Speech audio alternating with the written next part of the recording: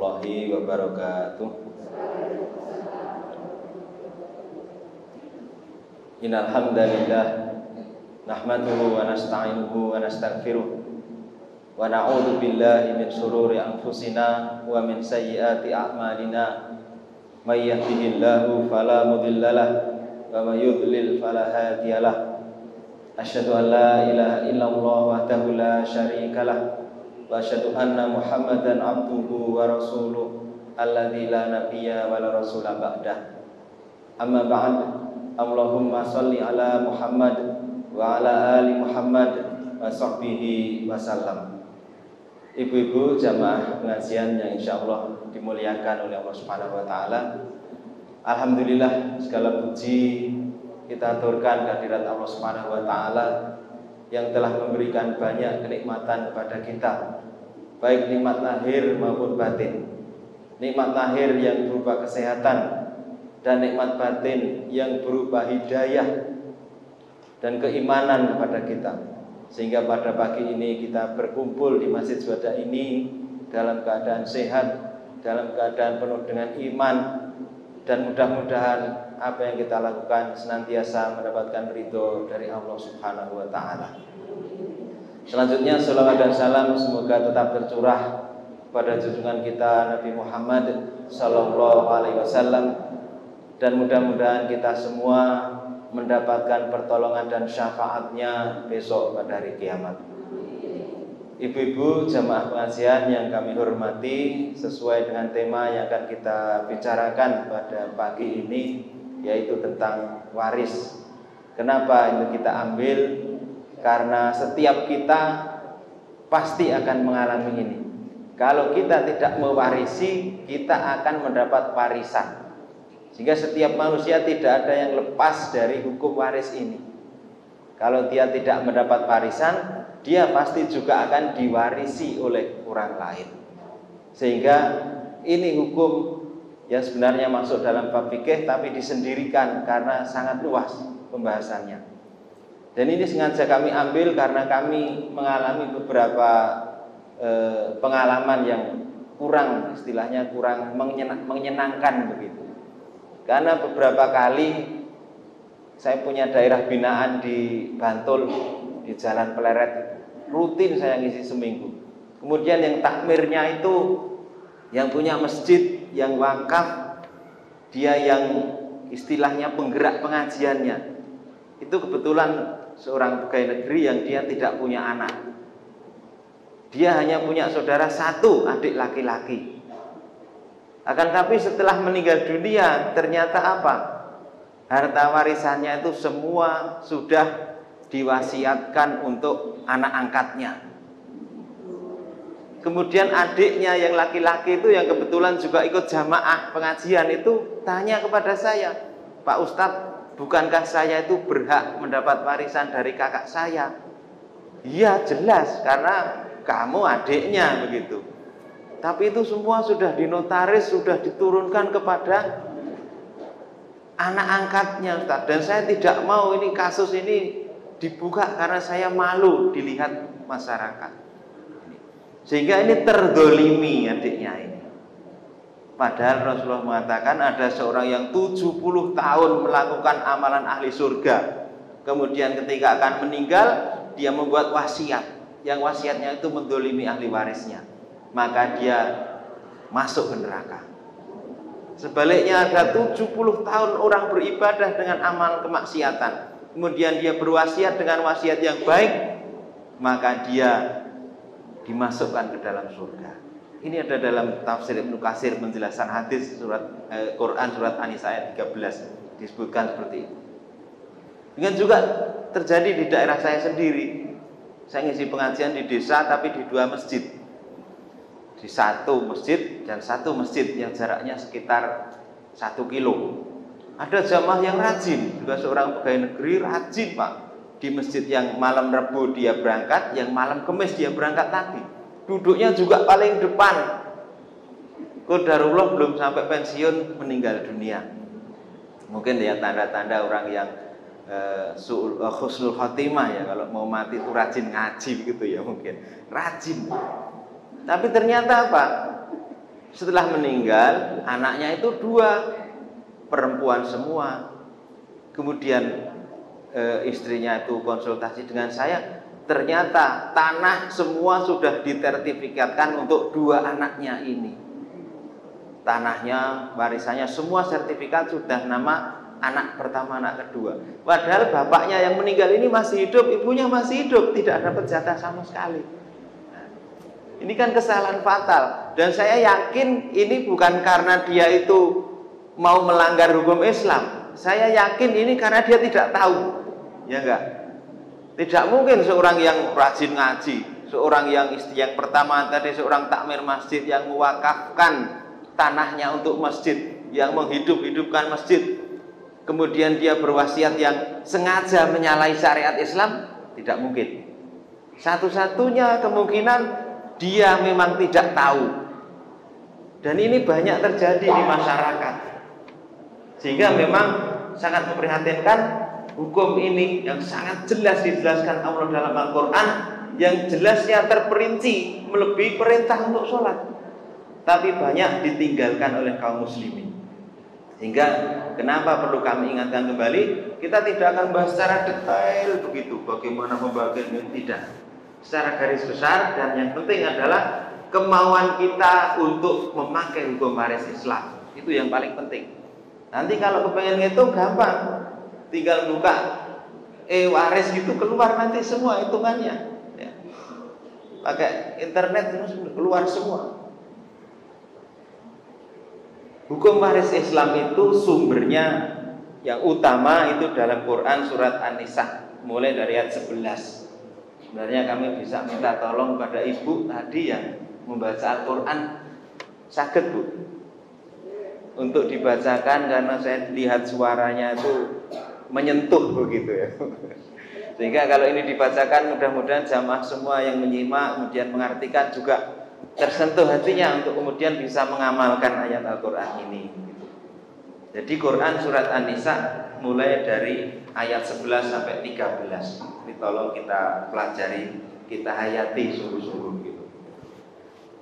Ayat 11 sampai 13. Baca Ustaz. A'udzu billahi minasyaitonir rajim. Yusikumullahu fi awladikum lidzakari mithlu hazzil unthayayn. Fa in kunna nisaa fawqa ithnayni falahun thuluthu ma tarak. Wa in kanat wahidatan falaha nisfu. ولأبويه لكل واحد منهما السدس مما ترك إن كان له ولد فإن لم يكن له ولد وورثه أبواه فلأمه الثلث فإن كان له إخوة فلأمه السدس من بعد وصية يوصي بها أو دين. آباؤكم وأبناؤكم لا تدرون أيهم أقرب لكم نفعا فليؤذن من الله إن الله كان عليما حكيما. ولكم نصف ما ترك أزواجكم إن لم يكن لهن ولد فإن كان لهن ولد فلكم الربع مما تركن من بعد وصية يوصين بها أو دين. ولهن الربع مما تركتم إن لم يكن لكم ولد فإن كان لكم ولد فلهن الثمن مما تركتم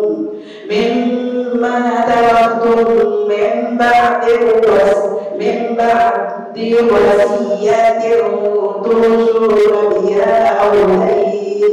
وإن كان رجل يورث كلالة أو امرأة له أخت فلكل واحد منهما السدس فإن كانوا أكثر من ذلك فهم شركاء في الثلث في الثلث من بعد وصية يوصى بها أو دين غير مضار وصية من الله والله عليم حليم تلك حدود الله ومن يطع الله ورسوله يدخله جنات تجري من تحتها الأنهار خالدين فيها وذلك الفضل العظيم صدق الله العظيم.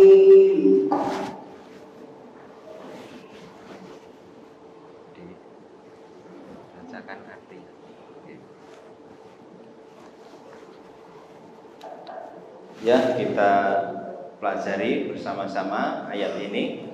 Yusikumullahu fi auladikum. Yusikumullah, Allah berwasiat kepada kalian. Di sini para ulama mengatakan bahasa yusikum itu artinya wajib. Dan ini lebih wajib daripada kataba atau kutiba.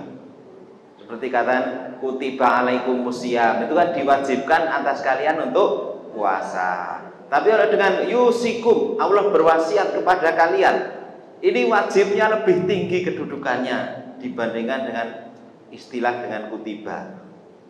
Ya, yusikum, Allah berwasiat atas kalian fi auladikum, tentang anak-anak kalian. Bagaimana wasiat Allah? Lidzakari mithlu hadzil unsayain. Ini yang pertama. Lidzakari, untuk anak laki-laki, mithlu, itu bagiannya sama hadzil unsayain, dengan 2 anak perempuan. Jadi jatah anak perempuan itu setengah dari anak laki-laki. Ini prinsip pertama dalam hukum Islam. Fa in kunna nisaan fawqa sanataini falahunna thulutsa ma tarak. Fa in kunna nisaan, seandainya anakmu itu semua perempuan, fawqa sanataini, yang jumlahnya di atas 2, falahunna, maka untuk mereka thulutsa ma tarak, 2/3 dari harta peninggalanmu. Jadi kalau anaknya itu perempuan 2 atau lebih dari 2, mau 10 sekalipun, kalau perempuan semua, jatahnya cuma 2/3 dari orang yang meninggal, bagi yang meninggal ibunya ataupun ayahnya. Tidak boleh semua dikasihkan kepada anak. Seperti yang saya ceritakan tadi, ya toh. Ketika ada yang meninggal, anaknya perempuan 2, semua hartanya sudah diberikan kepada anak perempuannya. Dia masih punya adik yang meninggal ini tidak diberi, masih punya orang tua juga tidak diberi. Salah. Yang pertama orang tua dulu diambilkan, kemudian baru anaknya. Nah, nanti 2/3 untuk anak, yang sisanya adalah untuk saudara dari orang yang meninggal itu. Kalau perempuan, wa in kanat wahidatan falahunna nisfu. Wa in kanat wahidatan, seandainya anak perempuannya itu cuma 1, wa in kanat falahan nisfu, maka untuknya setengah dari harta warisan. Cuma anak wedok 1 diberi semua harta warisan. Ini zalim terhadap ahli waris yang lain. Karena jatah anak perempuan cuma setengah dari warisan kedua orang tuanya atau warisan siapapun, ya. Kemudian wali abawaihi likulli wahidin minhuma sudus. Wali abawaihi, dan untuk kedua orang tuanya, likulli wahidin, untuk masing-masing minhuma sudus, yaitu 1/6 mimma taroka, dari peninggalanmu, in kana lahu walad, jika kamu punya anak. Kalau yang mati punya anak, maka masing-masing ibu bapaknya langsung diambilkan 1/6. Wa illam yakul lahu walad, dan seandainya tidak punya anak yang mati tadi, wa warithahu abawahu fali ummihi thuluth, dan yang mewarisi itu hanya kedua orang tuanya, fali'ihmith tulus, maka untuk orang tuanya ibu mendapatkan 1/3. Artinya nanti sisanya untuk bapak. Wa in kana lahu ikhwatun fali'ummihi sudus. Dan seandainya yang meninggal itu memiliki saudara, ibunya mendapat 1/6 mimbakti wasiyatin yusibiha, setelah dibayarkan wasiat yang dia buat, audain atau dibayarkan utangnya. Aba'ukum wa abna'ukum, bapak-bapak kamu dan anak-anak kamu, la tadruna ayyuhum aqrab, kamu tidak tahu siapa yang lebih bermanfaat bagi kamu, lakumul naf'ah. Jadi ayyuhum aqrabu lakum naf'ah. Faridatan minallah, ini adalah ketentuan kewajiban dari Allah. Innallaha kana aliman hakimah, karena sesungguhnya adalah Allah itu maha mengetahui dan maha bijaksana. Ini artinya ditutup dengan ini, Allah maha mengetahui, maha bijaksana. Artinya kalian jangan sok lebih bijaksana dari Allah dengan mengubah-ubah hukum Allah ini, merasa lebih adil, merasa lebih bermanfaat dan sebagainya. Jadi dalam ayat ini Allah menjelaskan itu terperinci sekali, Bu. Kalau sholat itu tidak sejauh ini. Allah perintahkan ya wa aqimus sholat wa atuz zakah, tapi tidak pernah zuhur 4 rakaat, asar 4 rakaat, tidak ada toh. Demikian juga puasa, ya sudah kalian siam, tapi tidak ada ketentuan-ketentuan yang sampai detail. Tapi untuk hukum waris itu persenannya Allah jelimet sekali. Laki-laki 2 kali perempuan. Kemudian kalau anak perempuannya 1 dapat setengah. Kalau lebih dari 2 itu 2/3 dibagi mereka. Kemudian untuk ibu bapak itu dapat 1/6 kalau dia punya anak. Tapi oleh mati tidak punya anak, ibunya dapat 1/3. Bapaknya yang sisanya. Ini ketentuan yang sangat detail dari Allah Subhanahu wa taala, dan ini dengan kebijaksanaan dari Allah Subhanahu wa taala. Mungkin ada yang bertanya, kenapa yang pertama waqlil zakari mithlu hadzil unsayain? Kenapa laki-laki itu jatahnya lebih banyak dari wanita? Mungkin ada yang protes, ini tidak adil.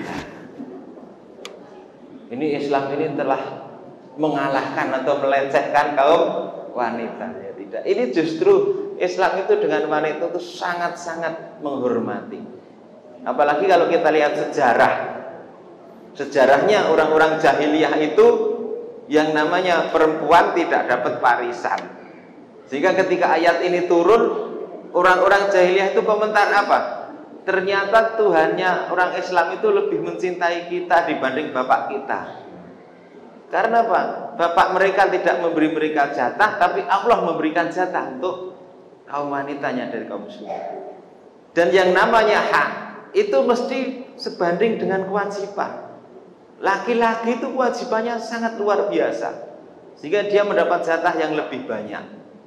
Umpamanya seorang laki-laki, dia itu memiliki adik wanita, maka nanti kalau adiknya itu menjadi janda, kewajiban kakaknya menggantikan orang tua. Kalau sampai janda itu terlantar, maka adiknya ini kakaknya ini berdosa, kakak laki-laki. Demikian juga kalau orang tua sudah sepuh, maka yang merawat yang wajib adalah anak laki-laki. Sedangkan anak perempuan itu wajibnya berbakti kepada suami. Dia taat kepada orang tua itu sunnah, karena itu kewajiban anak laki-laki. Tapi kalau sekarang kan kebalik, sing lanang malah enggak tanggung jawab, sing gemati malah sing wedok, ya betul, Bu. Karena ya memang fitrahnya perempuan itu lebih gemati. Apalagi biasanya orang tua itu juga dekatnya dengan anak perempuan. Ya kalau sudah begitu, yang anak laki-laki juga harus tahu diri begitu.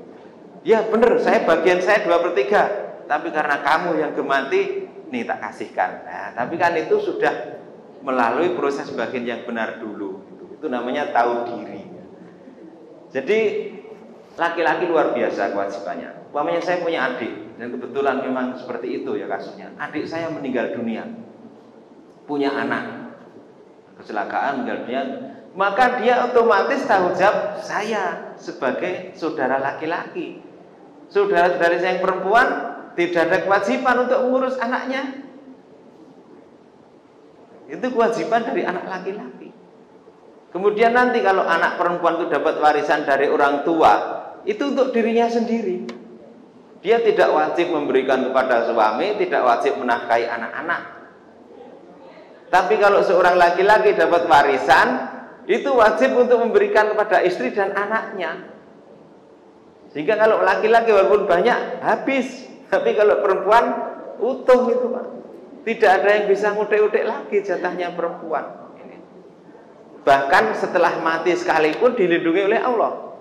Jadi setelah meninggal dunia, kalau yang meninggal laki-laki itu diambilkan dari hartanya. Tapi kalau yang meninggal itu istrinya, maka diambilkan dari harta suaminya untuk pengurusan jenazah. Itu sampai jelimet seperti itu. Tidak boleh kemudian ada seorang istri meninggal, untuk biaya pemakaman dan lain-lain diambilkan dari uangnya istri sendiri. Tidak boleh. Itu tanggung jawab suami, harus diambil dari uangnya suami. Sampai sejauh itu. Bahkan dalam dua hadis dikatakan, ketika ada seorang bertanya kepada Rasulullah, ya Rasulullah, kepada siapa aku harus berbuat baik? Ibumu.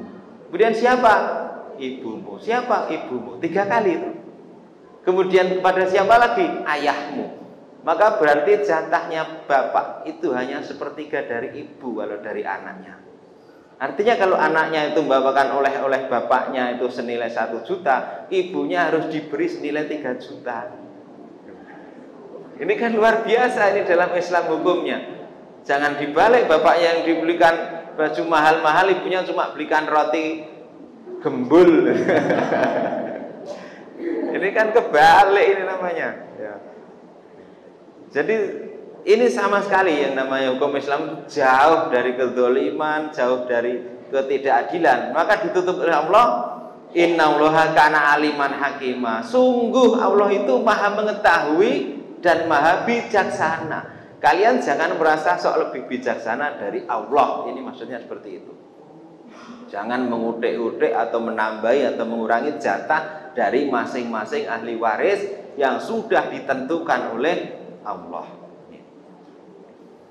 Nanti penjelasannya.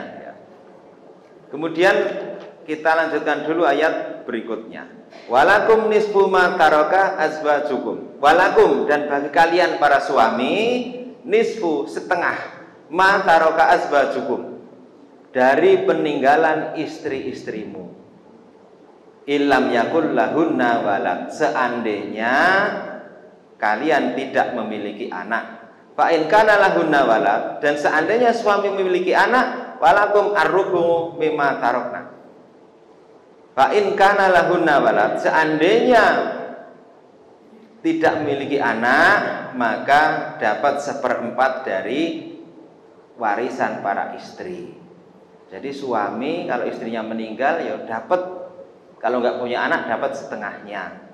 Tapi kalau punya anak maka suami dapat 1/4. Sebaliknya untuk perempuan bagaimana? Membakti wasiat usia biaudain itu sudah jelas ya, setelah dibagi warisan dan juga dibayar utang. Walahunna, dan kemudian untuk kalian para istri, arrubu mimma taroktum, 1/4 dari peninggalan suamimu. Ilam yakul lakum walad, seandainya kalian tidak memiliki anak. Fa in kana lakum waladun falahunna tsumunu mimma taraktum. Seandainya memiliki anak, maka istri dapat 1/8. Mimba diwasiatin tusu nabiha audain, sama setelah dibayar wasiat dan utang. Jadi kalau yang meninggal itu suaminya dan suaminya itu memiliki anak begitu, si istri itu dapat berapa? 1/8. Kalau istrinya 2 berapa? Berapa? 1/16. Kalau istrinya 4, 1/32. Tetap yang 1/8 itu dibagi berempat, nggak boleh lambah. Makanya ibu-ibu kalau mau di maduan nggak mau, Bu. Kalau orang Indonesia itu dibagi 4 sedikit sekali. Kalau saya punya tetangga di nikah di Saudi jadikan istri keempat gitu. Suaminya meninggal itu masih dapat miliaran. Coba kalau orang sini istrinya 4 gitu. Paling dapat Vespa buntut itu sudah alhamdulillah gitu. Jadi kalau istri itu kalau suaminya meninggal punya anak langsung dibagi jatahnya istri 1/8. Sisanya untuk anak-anak yang laki-laki 2 kali dari perempuan. Sudah. Sehingga nanti jatahnya anak itu sendiri, jatahnya istri sendiri. Seandainya istrinya mau nikah lagi, nggak apa-apa, habiskan itu yang 1/8 yang jatahnya dia. Tapi jangan ngudik-udik yang jatah anak ini. Kalau sampai dia mengambil jatah anaknya, maka dia termasuk makan harta anak yatim. Dan ini dilaknat oleh Allah. Ini sering terjadi karena di masyarakat kita itu kalau bapaknya meninggal, bapak dalam arti bukan orang tua ya, suami ya. Kalau suaminya meninggal itu harta langsung dikuasai istri semua. Anak-anak itu kalau minta harus lewat dia. Seolah-olah anak itu nggak punya jatah. Ya toh Bu? Jadi prinsipnya pokoknya harta suami itu ya harta saya. Tapi kalau harta saya ya harta saya sendiri. Gitu ibu-ibu biasanya. Sehingga kalau orang suaminya meninggal itu diajak bagi-bagi waris begitu. Sering ada yang marah kalau di desa, kalau di sini yang pendidikannya sudah lebih maju saya kira tidak. Marah. Aku urung mati kok wis arep tok dum warisane. Kowe iki kepengen nyepet kelehku mati apa kepiye? Seperti itu. Jadi dikira itu kalau bagi warisan itu nunggu suami istri mati semua dulu begitu. Padahal warisan itu siapapun yang mati, mau suami, mau istri, mau anak, mau orang tua harus langsung setelah selesai dibagi warisannya. Karena itu amanah dari orang meninggal untuk ahli waris. Harus segera ditunaikan. Dan menunda pembagian waris tanpa uzur yang syar'i, yang dibolehkan, termasuk kedzaliman, termasuk dosa. Uzur syar'i itu apa? Ya misalnya belum jelas utangnya berapa, baru ditelusuri. Sehingga ada seorang sahabat itu sampai 3 tahun tidak membagi warisan orang tuanya. Karena apa? Setiap musim haji dia umumkan di Ka'bah. Siapa yang punya tanggungan yang masih meminjamkan uang pada orang tua saya, tidak ada yang mengaku. Tahun berikutnya diumumkan lagi. Sampai 3 kali diumumkan, tidak ada yang mengaku bahwa memiliki tanggungan kepada orang tua yang meninggal tadi, baru dia berani untuk membagi warisan. Nah, ini boleh. Atau menunggu bayi yang ada dalam kandungan. Misalnya istrinya baru hamil, ya tidak langsung dibagi karena belum tahu nanti yang lahir laki atau perempuan. Itu menunggu hamil sampai lahir supaya jelas laki perempuan karena jatahnya berbeda. Itu termasuk uzur syar'i yang dibolehkan. Tapi kalau sekedar menunggu-menunggu yang tidak ada alasannya, apalagi ada ahli waris yang sudah membutuhkan, tidak segera dibagi, maka ini dolim. Ya, ini berarti tidak amanah kepada harta orang yang meninggal. Dalam Islam, harta itu milik Allah, titipan Allah. Ngakeni mboten Bu jenengan. Ngakeni itu harta titipan Allah. Setelah kita meninggal, maka Allah yang membagi. Sudah, nggak usah ikut-ikutan. Setelah kita meninggal, ditarik kembali oleh Allah, harta menjadi milik Allah, Allah yang membagi. Dengan Quran surat An-Nisa mulai ayat 11, 12, 13 itu Allah membagiannya seperti itu. Dan itu juga dibagi kepada ahli waris kita semua. Maka dalam Islam itu jelas sekali pembagiannya. Untuk suami meninggal bagaimana, kalau istrinya yang meninggal bagaimana, kalau gono gini bagaimana. Nah, kemudian juga kita lanjutkan dulu yang ayat yang dibaca tadi. Tilka hududullah, demikianlah hukum-hukum Allah. Wa may yuti'illaha wa rasulahu, barang siapa yang taat kepada Allah dan Rasulnya, yudkhilhu jannatin tajri min tahtihal anharu khalidina fiha, akan masuk ke dalam surga yang mengalir sungai-sungai di bawahnya. Wa dzalikal fauzul azim, dan itulah kemenangan yang nyata. Sebaliknya, wa may yu'sillaha wa rasulahu, barang siapa yang menyelisih Allah dan Rasulnya, wa yata'adda hududahu, dan merubah hukum-hukum ketentuannya, yudkhilhu naron khalidan fiha, maka akan masuk neraka kekal selamanya. Walahu adzabun muhin, dan baginya azab yang hina. Ini ancaman yang luar biasa dari Allah terhadap orang yang menyelisih hukum-hukumnya. Termasuk di sini adalah hukum waris. Enggak, dalam hadis riwayat Imam Ahmad, diriwayatkan oleh Imam Ahmad dari Abu Hurairah, Rasulullah mengatakan, innar rajulu la ya'malu bi amali ahlil khairi sab'ina sanatan. Ada seorang yang melakukan perbuatan baik 70 tahun.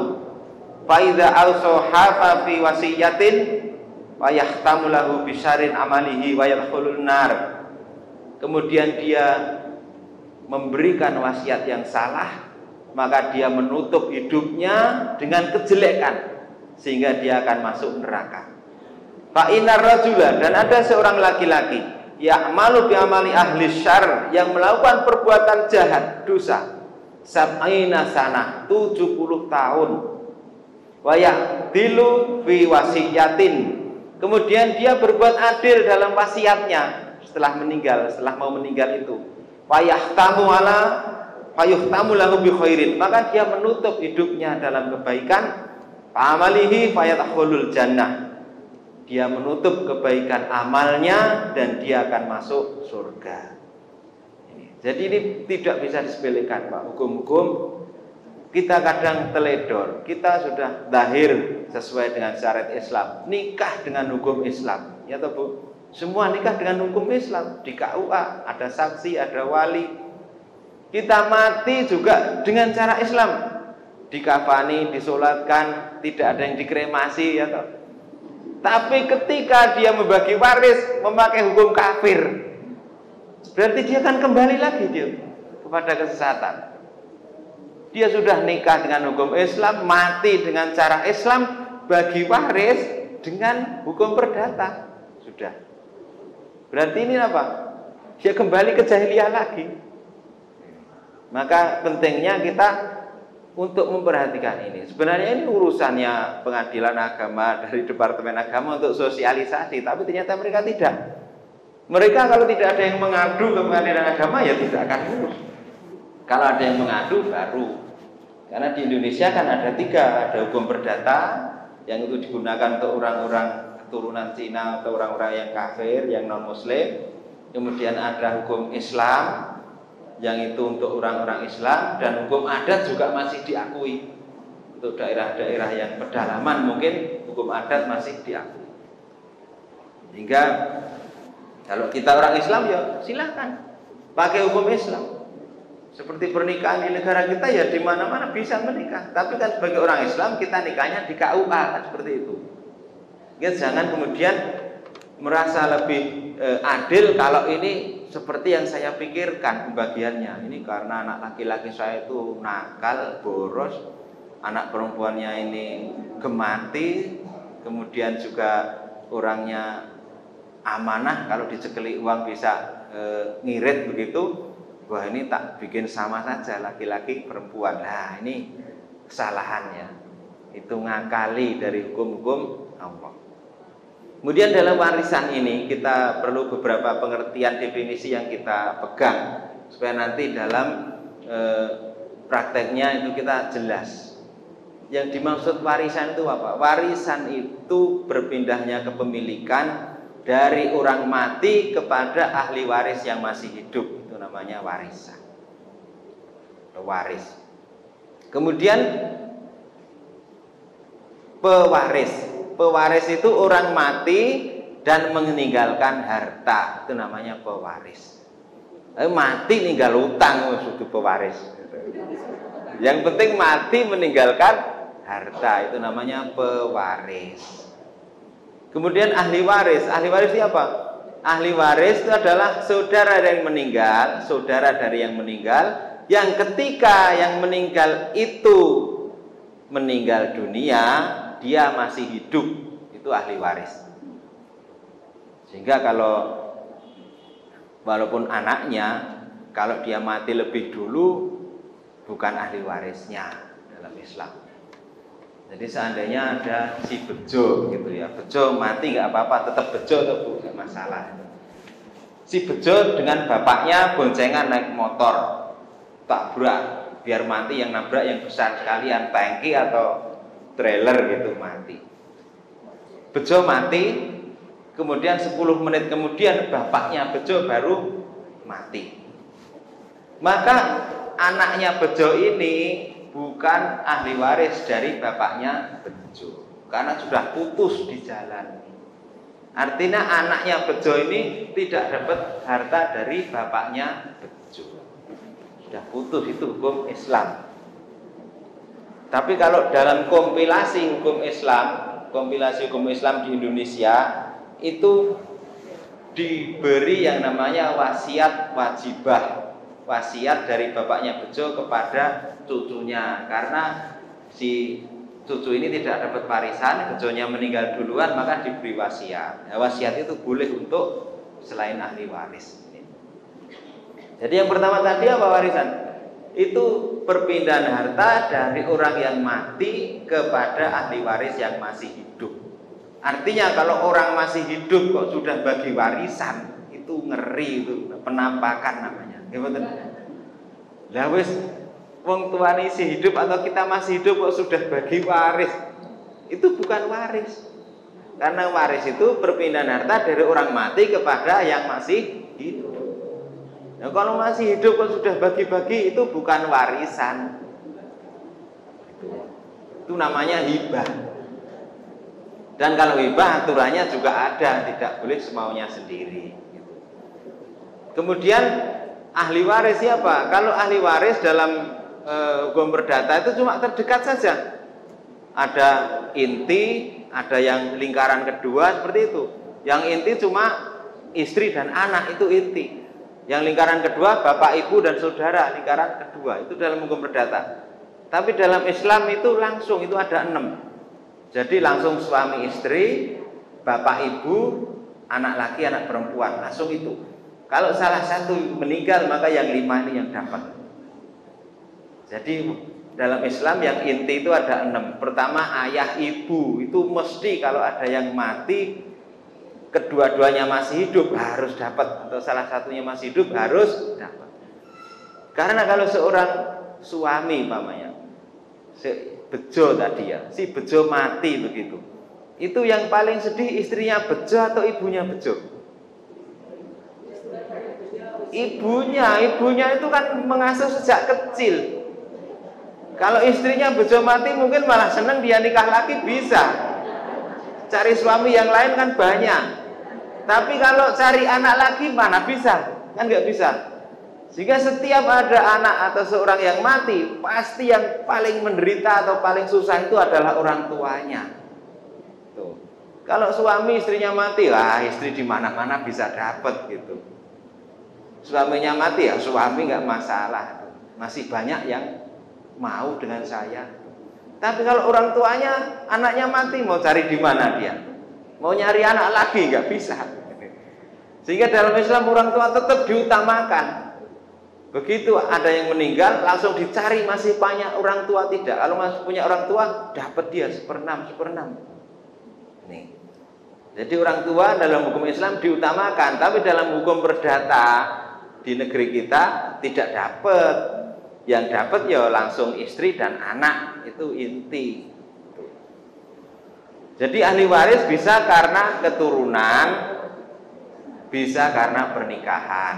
Karena keturunan itu anak, bila pernikahan istri. Yang dianggap nikah itu nikah yang sah, baik sudah berhubungan badan atau belum. Kalau nikahnya sah, itu dapat warisan sebagai suami maupun sebagai istri. Jika maunya ada seorang gadis baru nikah, diambil orang kaya, belum punya anak, suaminya mati, belum disentuh, ya sudah dia dapat berapa? 1/4 dari warisannya. Nah kalau bisa cari yang kayak gitu enak, masih utuh kaya lagi ya. Cari yang itu tuh, tapi ya sulit ya. Gitu. Itu sebaliknya seperti itu. Tapi walaupun itu sudah berhubungan suami istri dan punya anak, tapi kalau tidak ada nikah yang sah, tidak disaksikan dua saksi dan dengan wali, anaknya ini tidak dapat warisan. Wih, anakku tenan iki, ya ning biyen lehmu gawe kan sebelum nikah ya toh. Prosesnya kan sebelum peresmian. Masjid belum diresmikan sudah dipakai sholat, begitu kan. Nah ini nanti dia anaknya ini tidak dapat warisan dari bapaknya. Dia anaknya ibunya. Dianggap anaknya ibunya. Dia dari bapaknya tidak mendapatkan warisan. Ini. Kemudian tadi dikatakan mimba si wasiatin yusina biha audain. Itu mesti. Artinya warisan itu dibagi setelah dibayarkan wasiat dan ditunaikan utangnya, atau kebalik, ditunaikan wasiatnya dan dibayarkan utangnya. Jadi dalam Quran itu ditulis wasiat baru utang, tapi dalam prakteknya Rasulullah mendahulukan utang dulu baru wasiat. Jadi kalau ada yang meninggal dunia belum boleh dibagi sebelum dibayarkan utangnya dan ditunaikan wasiatnya. Ini. Pernah Rasulullah itu ada seorang sahabat yang meninggal dunia, kemudian diberitahu, ya Rasulullah si fulan meninggal dunia. Rasulullah bertanya, apakah dia masih punya utang? Masih ya Rasulullah. Sholatkanlah teman kalian, saya tidak mau menyolatkan. Kemudian Abu Qatadah mengatakan, ya Rasulullah, utangnya saya yang nanggung. Baru Rasulullah mau mensolatkan. Padahal utangnya cuma berapa? Ternyata dihitung utangnya cuma 2 dirham. 1 dirham itu 2,4 gram perak. 2 dirham cuma 2,8 gram perak. Atau kalau dibulatkan 5 gram perak itu 1 gramnya cuma sekitar 25.000. Berarti kan cuma utang 225.000. Rasulullah tidak mau menyolatkan. Itu apa? Untuk peringatan kepada kaum muslimin supaya tidak suka untuk berhutang. Itu peringatan. Sehingga itu ditunaikan oleh sahabat dan Rasulullah mau mensolatkan. Dan ini untuk Rasulullah ya jangan kita ikut-ikutan ya. Karena kalau Rasulullah yang tidak mau menyolatkan begitu kan sahabat yang lain kemudian bersemangat untuk membayarkan utangnya. Tapi kalau yang tidak mau mensolatkan banyak cuma saya begitu. Wah, dia masih punya utang. Pak Agus nggak mau menyolatkan. Ya orang tidak peduli mau sholat karepmu ra karepmu, nggak ada yang mau membayarkan utangnya yang meninggal kan seperti itu. Jadi itu peringatan. Ini baterainya habis. Tes. Gampang mati.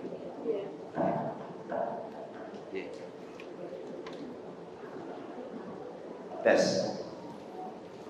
Jadi ada pertanyaan, seandainya orang tua kita meninggal dunia, begitu. Seandainya orang tua kita meninggal dunia, maka anaknya itu wajib membayarkan hutangnya atau tidak? Wajib boten Bu? Jan nek wajib niku nek boten dibayar dosa lho. Iya. Jadi yang benar tidak wajib. Yang wajib itu mengambil harta dari mayit untuk melunasi hutangnya.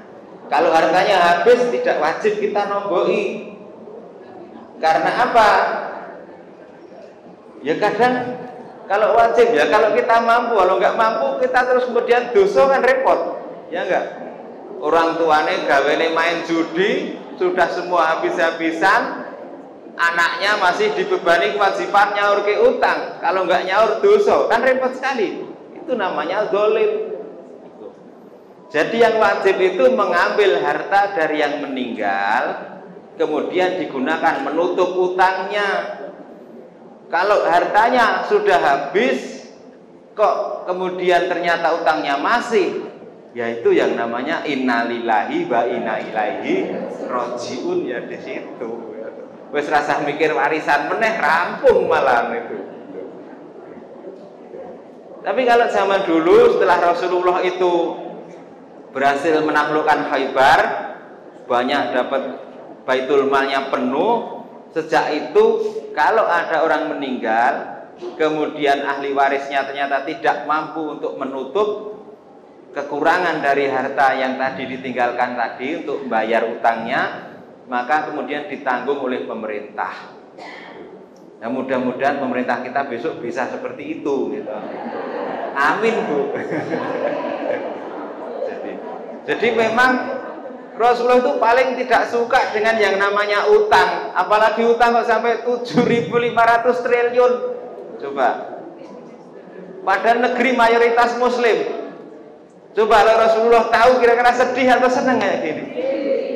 Ya sedih lah. Mosok rakyat muslim begini banyak kok utangnya segitu. Rasulullah kalau ini pada meninggal gak mau menyolatkan, wah negara kokean utang gitu. Kasah solatke begitu ya. Jadi utang aja kok dibesar-besarkan gitu. Itu tidak disukai oleh Rasulullah. Nah, nanti mati yang wajib bagi ahli waris itu adalah mengambil jatah dari yang itu peninggalan itu untuk nutup utangnya. Dan utang itu ada dua. Pertama utang kepada Allah, yang ini lebih didahulukan. Yang kedua utang kepada manusia. Utang kepada Allah ya banyak. Mungkin dia punya nazar yang belum ditunaikan. Besok kalau corona sudah mulai reda, saya mau nyembelih sapi, ya sembelih sapinya. Gitu. Kan kadang orang nazar itu macam-macam loh, Bu. Ya. Jadi utang kepada Allah. Atau mungkin sebenarnya orang tuanya mampu, punya itu, tanahnya banyak, rumahnya juga banyak, mobilnya banyak, tapi belum naik haji. Ini utang pada Allah. Maka dihajikan itu untuk orang tuanya.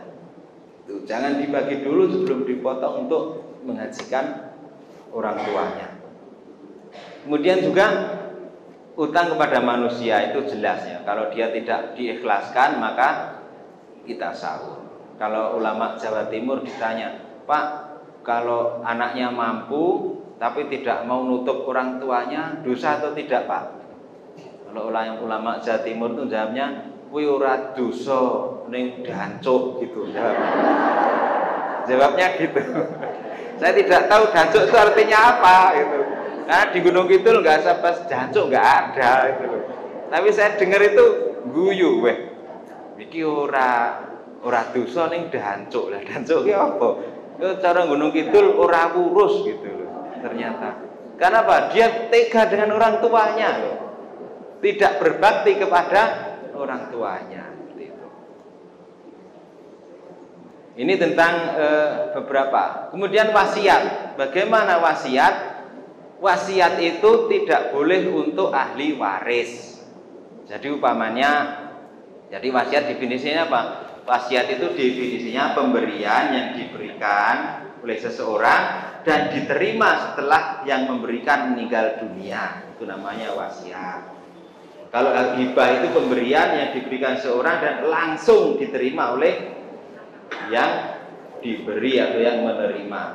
Bedanya itu. Kalau nunggu nanti mati itu namanya wasiat. Jadi umpamanya suami kemudian berwasiat kepada anaknya. Anak-anakku, nanti kalau aku mati, ini rumah dan pekarangan ini biar ditempati ibumu. Dan itu yang di luar ada toko, ada sawah, itu kamu bagi dengan saudara-saudaramu yang adil. Ini wasiatnya dilaksanakan atau tidak? Wasiat yang semacam ini. Saya ulangi ya, pertanyaannya. Umpamanya ada seorang suami yang mau meninggal dunia, berwasiat, di anak-anakku, anaknya kan 2 ya. Ini kalau nanti saya mati, ini rumah ini biar ditempati ibumu. Kemudian kamu berdua dapat tanah yang sana sama rumah yang sana. Kalau kamu bagi, silahkan kamu bagi yang adil atau sesuai syariat Islam. Tapi yang rumah ini saya wasiatkan untuk ibumu, biar tinggal di sini. Ini diamalkan atau tidak? Wasiat seperti ini diamalkan atau? Diamalkan betul, Bu. Tapi sesuai Islam. Ya. Jadi wasiat seperti itu tidak berlaku. Ya. Karena apa? Innallaha qad a'ta kulli haqqin haqqahu la wasiyata liwarithin. Sesungguhnya Allah itu sudah memberikan jatah untuk masing-masing ahli waris, jatahnya sendiri-sendiri, sehingga tidak boleh ada ahli waris yang diberi wasiat. Tidak ada wasiat untuk ahli waris. Itu hadis sahih. Penjelasan dari Rasulullah. Warisan kok nggo bojone, warisan kok wasiat kok nggo anake, enggak bisa. Istri itu sudah dapat 1/8, rasa kok ngonoke nanti 1/8. Anak itu sudah dapat jatah sendiri-sendiri, rasa kamu atur itu. Itu namanya mau ngatur dari hukum waris Islam. Maka warisan seperti itu, walaupun itu dengan saksi, dengan notaris, tidak berlaku. Jadi untuk wasiat pertama tidak boleh untuk ahli waris. Tapi mamane, saya tuh punya teman, dia itu non muslim, tapi dengan saya itu sejak SMA bagus. Ya nanti orang kita 10 juta kasihkan ya, karena dia harus ditunaikan. Karena dia orang lain, bukan keluarga, harus ditunaikan. Walaupun berbeda agama boleh wasiat dilaksanakan. Kemudian yang kedua, wasiat tidak boleh lebih dari 1/3. Itu kisah sakitnya Amr bin As seperti itu. Jadi Amr bin As itu ikut haji bersama Rasulullah di Mekah. Di sana sakit. Di sana sakit. Dia khawatir kalau tidak bisa pulang lagi ke Madinah. Dan Rasulullah menjenguknya. Amr bin As mengatakan, "Ya Rasulullah, bolehkah saya wasiatkan 3/4 dari hartaku? Karena hartaku itu banyak, anakku cuma perempuan 1. Maka Rasulullah mengatakan, "La, tidak boleh." Bagaimana kalau setengahnya Rasulullah? Saya wasiatkan untuk kaum muslimin. Tidak boleh. Bagaimana kalau 1/3? Rasulullah, "As-sulusu wa sulusu katsir." 1/3 ning jane 1/3 ki kokean. Sehingga ini batas maksimal adalah 1/3. Sehingga para ulama mengatakan lebih baik 1/3 dan dikurangi sedikit dari 1/3. Karena Rasulullah mengatakan tulutu 1/3 wa tulutu kasir, ning jane 1/3 ki wis kokean. Berarti kan lebihnya tidak lebih baik tidak lebih dari 1/3. Ini para sahabat itu seperti itu. Semangatnya dalam menginfakkan hartanya dalam Islam. Kemudian Rasulullah ditanya oleh Amr bin As, Rasulullah, nanti kalau saya meninggal, saya ditinggal di sini atau dibawa ke Madinah. Dia tidak enak kalau sampai meninggal di Mekah, karena dia penduduk Mekah, hijrah ke Madinah. Setelah mati kok kembali ke Mekah lagi. Dia merasa ini adalah kemunduran begitu, berbalik lagi. Maka Rasulullah mengatakan, kamu tidak akan ditinggal di Mekah, dan kamu masih akan melanjutkan perjuangan Islam. Kamu akan membuat jasa yang besar bagi umat Islam. Dan ternyata ini benar, sampai zaman Ali bin Abi Thalib masih hidup. Kemudian dia dikaruniai 90 lebih anak.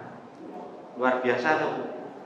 Kalau dulu Rasulullah menerima wasiatnya yang 3/4 coba. Dulu anaknya masih 1. Setelah jadi 90 apa klenger dia, ya toh. Dan ini juga pelajaran bagi ibu-ibu, jangan menyepelekan laki-laki. Ini sudah mau mati, sudah teler, masih punya 90 lagi, masih kuat. Ini pelajarannya, laki-laki itu nggak bisa disepelekan ini. Sudah nggak mengira ini, dikira sudah mau mati ini. Ternyata masih punya anak banyak. Nikah punya anak, ya sekali 4 nanti mati 4 lagi, mati 4 lagi, kan bisa banyak itu. Ini menjadi dalil para ulama bahwa yang namanya wasiat tidak boleh lebih dari 1/3. Kemudian kalau hibah apa? Hibah silahkan beri. Umpamanya ada anak, nih lulus kuliah, tak berikan mobil, langsung diterima, langsung dipakai. Seandainya dijual sudah tidak boleh marah. Kalau yang namanya hibah itu sudah diberikan, tidak boleh kita ngatur-ngatur lagi. Ini sawah itu untuk anak, ya sudah serahkan ke anak, balik nama biar ditanami anak. Jangan ini sudah tak kasihkan, tapi orang tuanya masih nanami sawah terus sampai mati. Ya sudah, berarti ini tidak jadi hibah, ini jadi waris. Jadi kalau hibah tidak langsung diterima, tidak ditasarruf, maka nanti kalau mati kembali menjadi warisan dibagi. Karena tidak ada penerimaan di situ. Ya seperti Abu Bakar pernah memberikan kebun kurma kepada Aisyah. Aisyah ini kebun kurma, ini setiap tahunnya bisa panen 80 wasak kurma, itu besar itu. Diberikan kepada Aisyah. Tapi oleh Aisyah didiamkan saja. Akhirnya setelah Abu Bakar mau meninggal, Aisyah dipanggil, "Wahai Aisyah, kamu dulu saya beri pohon kurma, saya beri kebun kurma, tapi kamu diamkan saja. Nah ini setelah aku mau mati, saya ingat saya itu dapat gaji dari Baitul Mal selama saya menjadi khalifah ini. Maka pohon kurma itu kebun kurma itu saya minta saya kembalikan ke Baitul Mal untuk mengembalikan gaji saya. Saya tidak mau menerima gaji karena Rasulullah dulu ketika menjadi khalifah juga tidak digaji. Akhirnya ya diminta lagi. Jadi boleh yang namanya hibah itu diminta lagi kalau memang tidak ditasarruf atau tidak digunakan oleh yang diberi. Terutama dari orang tua kepada anaknya. Jadi syaratnya kalau yang namanya hibah, pertama rukunnya cuma satu, harus adil. Kalau lulus sekolah, lulus kuliah diberikan mobil, maka anak yang lain nanti kalau lulus kuliah juga harus diberikan mobil. Tuh, harus adil. Pak, lah anaknya adiknya masih kecil, dia masih kecil, tapi besok kalau besar juga dia melakukan seperti itu. Jangan kemudian yang ini dulu lulus dibelikan, yang ini lulus kok tidak. Nah, ini tidak boleh. Pernah Rasulullah itu membawa seorang anak, kemudian dengan budaknya, "Ya Rasulullah, saksikan budak ini saya berikan kepada anak saya." Maka Rasulullah mengatakan, "Apakah semua anakmu kamu beri?" "Tidak, saya punya cuma satu ini, tak berikan kepada yang ini." Rasulullah mengatakan, "Aku tidak mau menyaksikan kedzaliman."